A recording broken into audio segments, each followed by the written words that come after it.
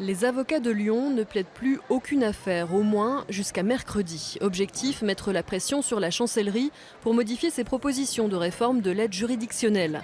Le système est à bout de souffle et pour le sauver, Christiane Taubira voulait mettre les barreaux à contribution en leur demandant 15 millions d'euros sur 2 ans.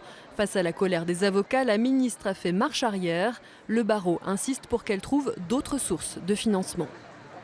Et nous ne pensons pas avoir la vérité suprême. En revanche, nous ne pouvons pas admettre qu'on nous impose en force un système de règlement qui revient à faire, comme je l'ai déjà dit, payer le trou de la sécurité sociale par les médecins. Eh bien, le trou de l'aide juridictionnelle, ce ne sont pas aux avocats de le financer. À Lyon, 38 000 personnes ont bénéficié de l'aide juridictionnelle l'an dernier. Pour Marion Tourné, ces affaires représentent 50% de son activité.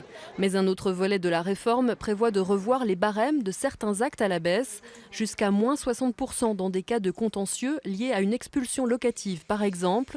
Pas de quoi encourager les avocats à défendre les justiciables les plus pauvres.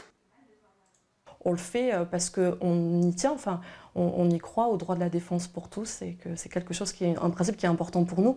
Et que si aujourd'hui on se bat pour pas qu'il y ait cette baisse de l'indemnisation et même pour qu'il y ait une revalorisation de cette indemnisation, parce qu'on se bat aussi pour ça, c'est parce qu'on estime que tout le monde a le droit d'être défendu et qu'on veut pouvoir continuer à défendre tout le monde. D'autant que d'après le projet de loi, 100 000 personnes supplémentaires devraient bénéficier de l'aide juridictionnelle, conséquence de l'augmentation des plafonds de revenus. Ce soir, les avocats du barreau de Lyon se réunissent en assemblée générale pour décider des suites à donner à la grève.